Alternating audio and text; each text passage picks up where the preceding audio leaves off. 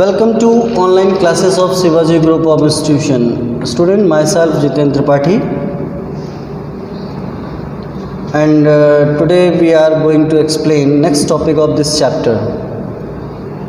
तो स्टूडेंट कल की क्लास में हमने आयनन ऊर्जा अथवा आयनन विभव के विषय में बताया था, और इस चैप्टर में अगला टॉपिक आज periodic table and periodic properties का जो नेक्स्ट टॉपिक है वो है इलेक्ट्रॉन एफिनिटी, जिसको हम लोग इलेक्ट्रॉन बंधुता कहते हैं। क्या कहते हैं? इलेक्ट्रॉन बंधुता। इलेक्ट्रॉन एफिनिटी, इलेक्ट्रॉन बंधुता। तो सबसे पहले आते हैं इसकी परिभाषा पे कि इलेक्ट्रॉन बंधुता को कैसे परिभाषित करते हैं। किसी तत्व के विलग गैसीय परमाणु के बाह्य कोश में एक इलेक्ट्रॉन प्रवेश कराने पर उत्पन्न ऊर्जा तत्व की इलेक्ट्रॉन बंधुता कहलाती है। फिर से एक बार ध्यान से सुनिए। किसी तत्व के विलग गैसीय परमाणु के बाह्य कोश में एक इलेक्ट्रॉन प्रवेश कराने पर उत्पन्न ऊर्जा इलेक्ट्रॉन बंधुता कहलाती है। तो अब हम आयनन ऊर्जा और इलेक्ट्रॉन बंधुता में अंतर स्पष्ट कर रहे हैं यहाँ पर कि जो आयनन ऊर्जा होती है वो ऊर्जा की आवश्यक मात्रा होती है, वहाँ पे ऊर्जा की आवश्यकता होती है, जबकि इलेक्ट्रॉन बंधुता में ऊर्जा उत्पन्न होती है। समझ में आ रहा है आपको इस बात पे क्या डिफरेंस है? आयनन ऊर्जा में ऊर्जा की आवश्यकता होती है, जबकि इलेक्ट्रॉन बंधुता में ऊर्जा उत्पन्न होती है। बात समझ में आ गई? तो एक बार डेफिनेशन को फिर से रिवाइज करते हैं। किसी तत्व के विलग गैसीय परमाणु के बाह्य कोश में एक इलेक्ट्रॉन प्रवेश कराने पर उत्पन्न ऊर्जा की मात्रा इलेक्ट्रॉन बंधुता कहलाती है।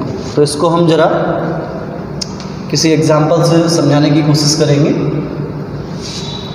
फिर से याद रखिएगा, जो चीज़ आपने आयनन ऊर्जा में लिया था विलग गैसीय परमाणु, यहाँ पर भी उसी तरीके से विलग गैसीय परमाणु ही लेना है। मतलब जो है उस परमाणु का अन्य परमाणुओं से किसी प्रकार का कोई इंटरेक्शन नहीं होना चाहिए, ऐसा परमाणु हमको लेना है। तो हमने यहाँ पर कोई एक तत्व का एक गैसीय परमाणु ले रखा है, ए गैस, और ये कैसा विलग है। विलग का तत्पर समझते बता ही दिया मैंने आपको। अन्य परमाणुओं से इसका किसी प्रकार का कोई आकर्षण या प्रतिकर्षण नहीं होना चाहिए। और हमने क्या किया, इसके बाह्य कोश में एक इलेक्ट्रॉन को प्रवेश कराया। तो प्रवेश कराने पर क्या होगा, ये बनाएगा ए माइनस गैस, बनाएगा ए माइनस गैस, और साथ में कुछ ऊर्जा निकलेगी जिसका नाम होगा इलेक्ट्रॉन बंधुता, इलेक्ट्रॉन एफिनिटी। तो ये क्या होगी, निकलने वाली ऊर्जा होगी। और वहाँ पे क्या हो रहा था, आवश्यक ऊर्जा दी जा रही थी। तो आयनन ऊर्जा में दी जाती है, यहाँ पर प्राप्त होती है। ये दोनों में डिफरेंस है ना। तो अभी मैं चाहूँ तो इसमें एक और इलेक्ट्रॉन इंटर करा सकता हूँ, क्योंकि अगर मान लेते हैं ऑक्सीजन का परमाणु ले लेते हैं तो उस पर पहला इलेक्ट्रॉन इंटर कराया, फिर दूसरा करा दिया, तो दो करा दिए। अभी फ़िलहाल यहाँ पर मैंने एक और इलेक्ट्रॉन एंट्री कराया है, तो क्या हो जाएगा, एक इलेक्ट्रॉन मैंने और इसमें ऐड करा दिया।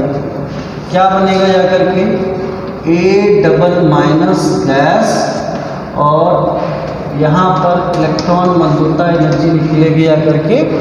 तो जैसे वहाँ पर उत्तरोत्तर आयनन ऊर्जा वर्ड बताया था, तो यहाँ पे उत्तरोत्तर इलेक्ट्रॉन बंधुता टर्म हो जाएगा जा करके। ये पहली और दूसरी हो गई जा करके। क्या अंतर है पहली और दूसरी ऊर्जा में? हम देख रहे हैं चिन्ह का अंतर है। पहले में मैंने धनात्मक लिया हुआ है, दूसरे में मैंने ऋणात्मक चिन्ह लिया हुआ है। यहाँ पर एक रीजनिंग का क्वेश्चन बन जाता है, इसी पर ही क्वेश्चन बन जाता है, बाकी और भी क्वेश्चन बनेंगे जा करके। फिलहाल यहाँ पर एक क्वेश्चन ये बनता है, क्या कारण है कि किसी तत्व की प्रथम इलेक्ट्रॉन बंधुता धनात्मक तथा द्वितीय ऋणात्मक होती है? अब ज़रा ध्यान से सुनिएगा, यहाँ पर एक प्रश्न और भी बनता है। अगर मैं इसको इलेक्ट्रॉन एफिनिटी कह रहा हूँ तो पहली धनात्मक दूसरी ऋणात्मक की बात आ रही है। लेकिन अगर मैं इसको इलेक्ट्रॉन गेन इंथैल्पी का टर्म ले लूँ, सर इंथैल्पी क्या होती है?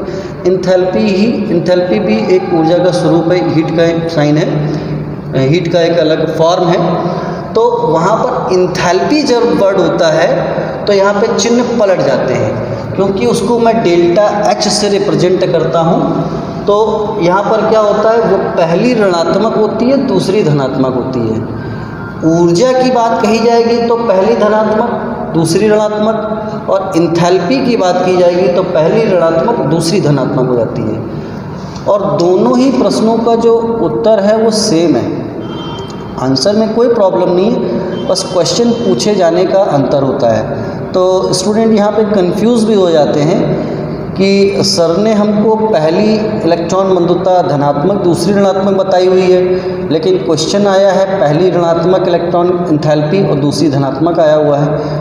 कंफ्यूज मत होइएगा, वहाँ पे शब्द का ध्यान दीजिएगा कि ऊर्जा अगर कही गई है तो पहला धनात्मक दूसरा ऋणात्मक होगा, इंथैल्पी कही गई है तो पहली ऋणात्मक दूसरी धनात्मक होगी। लेकर बात समझ में आ गई।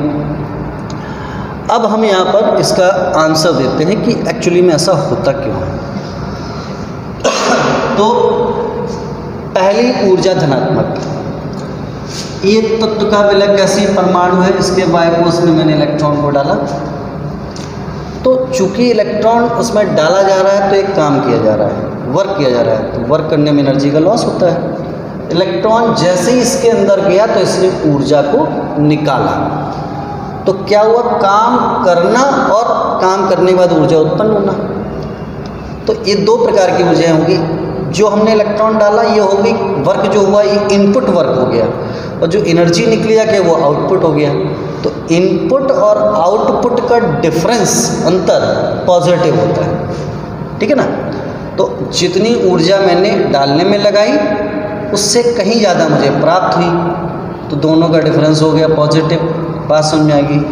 अब आते हैं दूसरे केस पर कि मैंने एक इलेक्ट्रॉन और डालना है तो मेरे को फिर वर्क करना पड़ेगा, लेकिन अब वर्क के साथ साथ मुझे कुछ और भी करना पड़ेगा। वो क्या है कि ये ऋण आवेश और ये ऋण आवेश दोनों को पास लेके आना है, तभी तो इलेक्ट्रॉन उसके अंदर जाएगा। तो जब ऋण आवेश को एक ऋण आयन में डालेंगे तो लाइक चार्जेस, एक प्रकार के आवेश को पास लेके जा रहे हैं, तो यहाँ पे लगेगा वर्क, यहाँ पे हमको काम करना पड़ेगा, प्रतिकर्षण बल लगेगा, उसके विरुद्ध भी काम करना पड़ेगा। इलेक्ट्रॉन को ले जाना एक काम हो गया, और प्लस प्रतिकर्षण बल के विरुद्ध भी काम करना होगा जाके, तभी तो इलेक्ट्रॉन इसमें एंट्री हो गया करके। तो ये दो चीज़ें हो जाएंगी। तो यहाँ पर इनपुट हो जाएगा ज़्यादा, एनर्जी सप्लाई मुझे करनी पड़ जाएगी ज़्यादा, एनर्जी फिर निकलेगी, लेकिन अब एनर्जी जो निकलेगी वो लेस निकलेगी कंपैरेटिवली। तो इनपुट होगा ज़्यादा, आउटपुट होगा कम, तो डिफरेंस आ जाएगा नेगेटिव। इसलिए द्वितीय आयनन इलेक्ट्रॉन बंधुता ऋणात्मक हो जाती है, क्योंकि क्या, प्रतिकर्षण बल के विरुद्ध में हमें ज़्यादा कार्य करना पड़ता है, अतः जो द्वितीय इलेक्ट्रॉन बंधुता ऋणात्मक हो जाती है। ये अंतर है पहले और दूसरे में। बात समझ आएगी। और अगर इंथैल्पी का टर्म कहा जाता तो इंथैल्पी का सिर्फ नाम ही लिखना है, बाकी चिन्ह का ध्यान रखते हुए आंसर को अपना रिप्रेजेंट कर देना है। रीज़न दोनों का सेम है। ओके, तो बात समझ में आ गई कि एक विलय गैसीय परमाणु लिया, उसमें पहला इलेक्ट्रॉन प्रवेश कराया तो बना जाके A- गैस और ऊर्जा निकली, धनात्मक हो गई। फिर क्या हुआ, एक और एंट्री कराया, फिर A डबल नेगेटिव गैस बना। अभी भी ऊर्जा निकल रही होगी, लेकिन वो अमाउंट कम होगा इनपुट से, इसलिए ऋणात्मक हो गई है। चूँकि ये दोनों जो एनर्जी लिखी हुई है, इनपुट आउटपुट का डिफरेंस लिखा हुआ है। बात समझ में आ गई। अब ये चूँकि मैंने एक जनरल एग्जांपल लिया हुआ है, तो यहाँ पे मैं ऑक्सीजन का भी नाम लेकर के भी कह सकता था कि ऑक्सीजन की प्रथम इलेक्ट्रॉन बंधुता धनात्मक और द्वितीय ऋणात्मक में होती है, तो आंसर सेम ही आएगा। Okay, got it. अब आते हैं इसके हम लोग पीरियोडिक ट्रेन पर। पीरियोडिक ट्रेंड्स, जो कि बोलते हैं ना चलन, प्रचलन क्या है इसका, आवर्त सारणी में कैसे घटती बढ़ती है। तो पहला केस क्या देखते हैं हम लोग, इन पीरियड, इन पीरियड्स यानी कि आवर्त में। आवर्त सारणी के किसी भी आवर्त में बाएं से दाएं चलने पर कैसे चलते हैं? लेफ्ट टू राइट, ऑलवेज, हमेशा याद रखिएगा लेफ्ट टू राइट चला जाता है। तो वहाँ पर जो इलेक्ट्रॉन बंधुता होती है, इलेक्ट्रॉन एफिनिटी, वो सदैव इंक्रीज करती है। क्या करती है? बढ़ती है। आवर्त सारणी के किसी आवर्त में बाएं से दाएं चलने पर इलेक्ट्रॉन बंधुता बढ़ती जाती है। अब ये तो तुमने लिख दिया कि बढ़ती जाती है, अब इसका ये भी बताना पड़ेगा क्यों बढ़ती जाती है। क्योंकि प्रभावी नाभिकीय आवेश का मान बढ़ जाता है। प्रभावी नाभिकीय आवेश का मान बढ़ जाने से इलेक्ट्रॉन आसानी से एंट्री करेगा, ज़्यादा एनर्जी लॉस करेगा जा करके, ठीक है ना। नेक्स्ट आता है इन ग्रुप।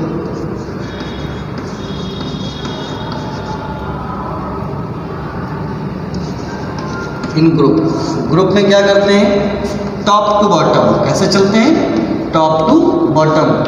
आवर्त सारणी के किसी समूह में ऊपर से नीचे चलने पर इलेक्ट्रॉन बंधुता का मान घटता जाता है। क्या होता है?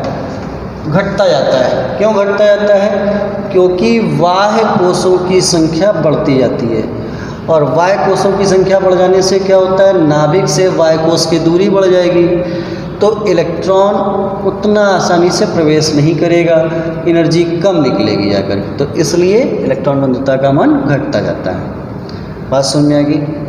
तो ये था आज का टॉपिक, इलेक्ट्रॉन बंधुता। इसको आज आपने समझा, और इसके बाद नेक्स्ट टॉपिक जो होगा जाकर के विद्युत ऋणात्मकता, और साथ में एक टॉपिक और इसमें डील करेंगे जहाँ पर हम आपको metallic character and non metallic character, धात्विक तथा अधात्विक गुणों की भी चर्चा करेंगे। तो ये था आज के लिए सफिशिएंट है।